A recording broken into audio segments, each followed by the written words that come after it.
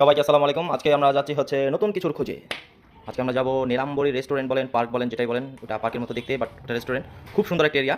আমরা প্রথম গাজীপুর চৌরাস্তা থেকে গাজীপুর চৌরাস্তা পার হওয়া, ব্রিজটা পার হওয়ার পরে একটা পাম্প থাকে। পাম্প দিয়ে হাতের বামে গেলেই সোজা প্রায় 2-2.5 কিলো যাওয়ার পথেই ওই রেস্টুরেন্টটা পড়ে। আর এদিকে রাস্তাটা খুবই বাজে। আপনারা দেখতে পারতেছেন যে এত পরিমাণে ভাঙাচোরা, মানে একটা রোলার কোস্টারের ফিল আসা পড়ে। আর কত কিছু যে লক হয়ে যায় আর বললাম না। অবশেষে আমরা এই যে রেস্টুরেন্টটা বলেন বা পার্ক বলেন, এটার সামনে চলে আসছি। তো আউটলুকটা একটু খুব ভালোই লাগলো। আর এখান থেকে আমরা টিকিট সংগ্রহ করলাম। এন্ট্রি পয়েন্ট দিয়ে ঢোকার সাথে সাথে হাতের বাম সাইডে দেখলাম আমরা সুইমিং পুলটা খুব ক্লিন, অনেক দেখে অনেকটা ভালো লাগলো। আর এটা হচ্ছে ভিতরের যখন ঢোকার পরে ভিতরে যে এন্ট্রি পয়েন্টটা, ওটা খুব সুন্দর। এই যে এতক্ষণ পরে আমরা দেখতে পারতেছেন, এটা হচ্ছে আমি একজন আর বললাম না। তো ফুলগুলো সব ছিল অ্যানিমেশন, আপনার সবগুলো প্লাস্টিকের, অরিজিনাল না, বাট খুব সুন্দর। এটা আমার দেখে খুব ভালো লাগছে। এটা আপনারা পরিবার সহ আসতে পারেন। তো আমরা বাইরে দিয়া যে দেখাচ্ছি, ভিতরে ঢোকার সাথে সাথে দেখতে পেলাম ভাগমামা। তো একটুখানি ভাগমামার সাথে দুষ্টামি করলাম। দুষ্টামি করার পরে আমি তো হয়ে গেলাম ক্যামেরার বাইরে। সাইডের ভিউটা দেখতে পারতেছেন, খুব সুন্দর এবং নানান প্রজাতির গাছ আছে এখানে। খুব সুন্দর, আমার দেখা মতো খুবই সুন্দর একটা এরিয়া। সবগুলো যেমন মনে হচ্ছে যে পরিপাটি করে রাখা হয়েছে। সাইড দিয়ে এদিক সেদিক সম্পূর্ণ জায়গা আপনাদেরকে দেখাবো। এটা হচ্ছে আমার বড় ভাই মোহাম্মদ আজমল। তো বাকি ভিডিওর মধ্যে ওনারাই দেখতে পারবেন। পুতুর পুতুর করে খালি। তো এখানে একটা ব্রিজের মধ্যে উঠলো। তো নিচে হচ্ছে এগুলো সব মাছ। নিচে যে নানান ধরনের মাছ আছে, যেমন আপনার যে বিভিন্ন অ্যাকোয়ারিয়ামে থাকে না, ও মাছগুলো।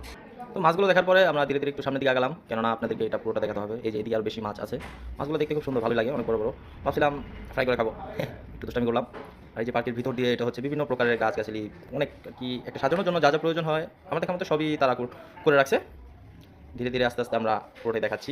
ওদিকে দেখতে পারতেছেন যে দোলনা। নেক্সট বার যখন আসলাম, এই যে দোলনাটাতে যে বসছে, এটা খুব সাজানো ছিল। এটা পরিপাটি করে ফুল দিয়ে একেবারে সাজানো ছিল, কিন্তু এখন এই ফুলগুলো খুলে ফেলছে, বাট কেন সেটা আমি জানি না। তো দোলনাতে কিছুক্ষণ দোলনা খাওয়ার পরে ওয়েদারটা খুব জোশ ছিল। আর এখানে হচ্ছে এই যে পরি, এখানে বড় ভাইয়ের সাথে একটু কিছুক্ষণ দুষ্টামি করলাম, ফাইজলামি করলাম। তো পরি নিয়ে তো এখান থেকে সে রাগ করে চলে আসছে। তো আশা করি ধীরে ধীরে আস্তে আস্তে আমরা সামনে যাচ্ছিলাম। তো সামনে হচ্ছে যে সামনের জায়গাটা, বসার জায়গা, সেটা আরও সুন্দর বেশি। এখানে যাওয়ার জন্য ওই যে আমরা রাস্তা দিয়ে অন্য রাস্তায় যাচ্ছি, কারণ এখানে ওই যে উনি যখন এটাতে পাখার এখানে দাঁড়াইছিল, তখন তাকে একটা কথা বলছিলাম। সেটা হচ্ছে জলপাঠা। কেননা ওনাকে তো জলপাঠাটা বলা ঠিক হয় নাই। এখন কি বলবো সেটা বুঝে পাচ্ছি না, তাই ওনাকে হুট করে জলপাঠা বলে ফেলছি।